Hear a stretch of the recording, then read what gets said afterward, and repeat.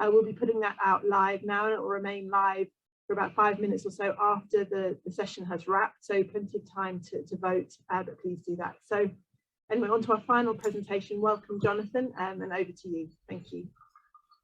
Hi there, my name's John, and it's a pleasure to be able to speak to you today on behalf of NECCTAR, the North East London Critical Care Transfer and Retrieval Service, about some work we did in partnership with the Health Economics Unit to model and scale our service's retrieval capacity. NECCTAR, like so many other young retrieval services, was born out of necessity during the COVID pandemic, and we've heard even on day one of the conference during the transfer section, the COVID was a real catalyst for this change in the sphere of adult critical care transfer, as well as in so many other spheres. In North East London, we ran out of superlatives to describe how difficult it was in our sector. It's North East London is a real diaspora with difficulties associated with population health measures like regional health literacy, urban density, a limited baseline critical care capacity, a very ethnic demography, and all of these put together along with the first wave meant it became quickly apparent that a formal transfer service was really needed in North East London. To that end, a core group of registrars worked very closely with some consultants with translatable experience from other fields like pre-hospital emergency medicine, ECMO retrieval, and other sort of fixed wing experience in other countries and services to create NECCTAR, which launched 365 days ago tomorrow, going from fairly humble beginnings in a little patch in London, as you can see, into a national service that attracts media attention with quite an enhanced scope for long distance and clinical transfers. This being a really registrar, a trainee involvement in this service really allowed buy-in and was enabled us to run a second team due to enormous demand in the sector. We stood up a second team for 8 weeks early on in 2021 during the second wave, and that was under quite a lot of scrutiny at the time. As you can see from the New York Times, Sky, BBC, we were really under the gun, and all eyes were on us. And we heard from Scott Greer during his transfer talk as well on Monday that one of his core elements to the success of the future of ACCTS is data, in his opinion, and we absolutely agree at NECCTAR. We've been fortunate enough to have had the insight of the Analytics and Health Economics team, as mentioned at the Health Economics Unit, from the very start of our service, from day one, guiding our data capture, our robust database, and helping us analyze our service from the data that we capture alongside other linkable sources, such as DOS, which some of you may be familiar with, ICNARC, and the data that we collect from the North East London Critical Care Hub, where I also work. So this has paid dividends, really, having this input early on, allowing us to utilize our data for a variety of internal work streams as well as external outputs. So this, for example, is one of our governance dashboards. It's live and it helps us identify outliers, trends, and other sort of biochemical or physiological changes between transfers. And in some unpublished data that we might come back to later, we may be able to suggest that actually non-clinical transfer in certain circumstances may be non-inferior with this robust service and data capture in terms of outcomes. It also helps us in terms of education and identification of areas for improvement or change on a regular basis. So with that in mind, as pressures rose again over the last couple of months, it allowed us to think about generating a threshold model for scaling our service anticipation of service demand. And by us, I really mean the clever people at the HEU who used a retrospective analysis of our activity around the time that we decided to run a second team back in January and February, to create a prospective plan for triggers and thresholds for potentially doing so again in the future, which was likely to be needed at some point. Obviously, standing up a second team comes with direct costs in terms of salaries, consumables, equipment, to the tune of about £1,600 a day, as well as opportunity costs for our clinicians who are not able to offer their services to stretched units or get their rest. So a variety of variables for this threshold were considered, explored, and retrospectively modeled to try and identify that threshold that fits with our reactive decision to stand up and then stand down a second crew. And this is where having these data wizards capable of separating the signal from the noise is really crucial. So anyone with access to any sort of electronic health record or data capture will know that the vast majority of the data available to us is noise. It's useless and we don't do anything with it and has no operational value. So finding the needle in the haystack, the signal within the noise, is really difficult. And that's even before you incorporate each unit and each sector's unique geography and demography. So the question is, where do we start? Do we start with community prevalence rates? Do we start with vaccine uptake? Do we start with positivity rates in testing? Do we start with admissions? Any number of variables could theoretically be linked to our need to scale our resources up and down. So in the end, actually the best fit for our model ended up being really remarkably simple, just occupancy. In terms of critical care occupancy per 100,000 population. And we found that the threshold of 12 patients per 100,000 was associated most strongly with the need for a second team, a second NECCTAR team. Intuitively, this kind of makes sense, actually. If you think that our baseline in Northeast London is 9 critical care beds per 100,000 population, it's one of the lowest. It is the lowest in London. It makes sense that having a third more, 33% more patients than that, will result in an increased number of decompression and repatriation clinical transfers, and the need for a second crew to move these patients to surge centres when possible. This is in comparison to any other number of variables, which when graphed against our need for a second team and the amount of activity we did, didn't fit quite as well.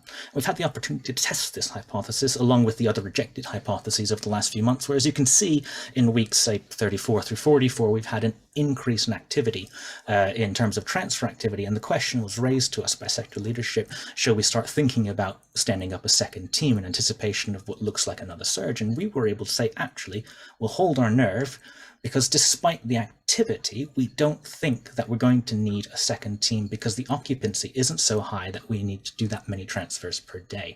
And we managed actually to save those scarce resources for something else, so more durable goods, as well as for other services. And I think this is reflective, our decision-making here is reflective of a broader trend of what we've seen throughout this conference and other places, of accelerated research in a time of uncertainty and upheaval. So between social media, preprints, and other sorts of quick publications, instant economics, we want to move from making decisions based on dead data that was live many years ago or many months ago, towards shortening the time between data collection and operationalization of that data. So from collection to decision. And we want really data-driven decision-making that allows us to be agile. Robert Stevens yesterday talked actually a little bit about that in terms of using machine learning, AI, and the future ICU, which will leverage the huge amount of data that I say we do have to predict demand and to adjust or load balance capacity to ensure that there's equity for everyone in terms of critical care access. This is just one example of what we're doing with this data. We've got lots of different work streams going on at the moment through governance, as mentioned, training and education, different policies and capabilities within NECCTAR. And all of these are underpinned by this foundational quality of data and the ability to use it and to ask a question, an operational, practical question, and get an answer back from our data and our friends analyzing it. So what are we going to do next? Well, we're involved with NHS London, trying to determine, along with our friends in North Central, Sprint in the southeast as well, trying to determine what we foresee the future of retrieval medicine to be in London. Not just in terms of data, but that is an entire work stream, but in terms of what our capabilities and capacities should be and how we can justify our future commissioning. I think it's really interesting for us to be able to point to our data and utilize it, operationalize it in order to make quick decisions without having to wait necessarily for more formal instruction based on, say, RCTs and similar, though those do have their own rules. So I haven't got much more else here. I just wanted to say thank you very much to all of those who've been helping us with this all along, and a big thank you out to our registrars. This really has been a trainee-led service, and it's been a pleasure to be part of it. Thanks very much, and I'll take any questions.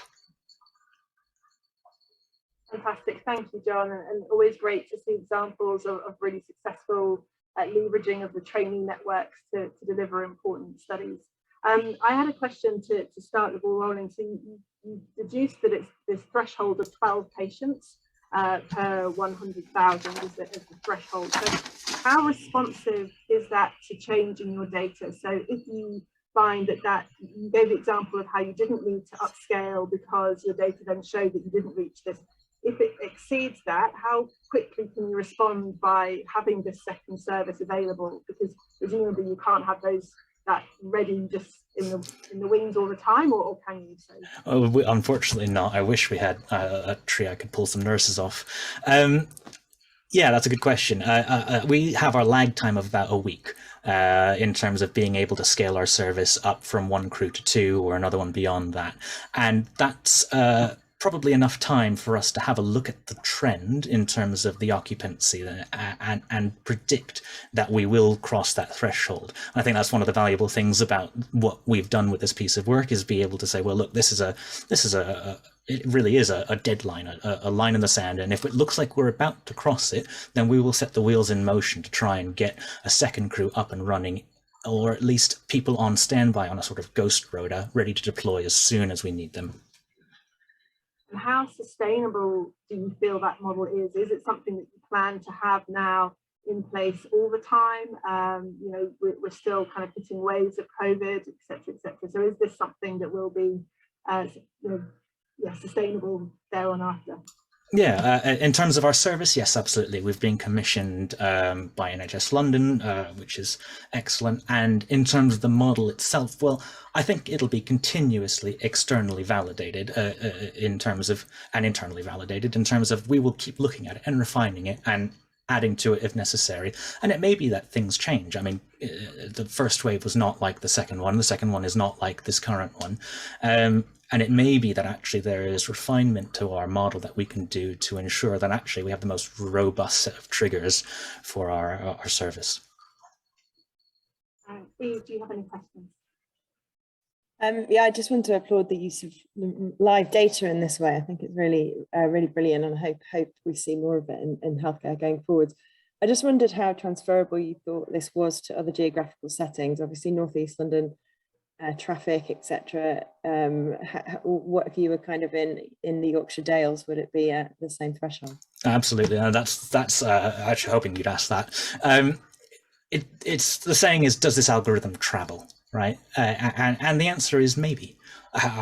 It's not the sort of thing that we can necessarily test without testing, and so my recommendation would be go back, have a look, see if you did run a second team or a third team or a fourth team in your particular region, wherever that may be, and have a look at the various thresholds that you think might be. So it's not going to be 12 per 100,000. It's probably going to be unique based on every sector's demographics. And the geography is very different as well, especially with long distances in more rural areas. But I think it's the one that we found is the best linked in Northeast London to our needs, and I would suggest that it probably does travel moderately well, though the number itself would be something that you'd have to determine individually. That's great. Well, thank you very much, John. We're going to wrap our session now. I'd like to take this opportunity to thank all of the speakers for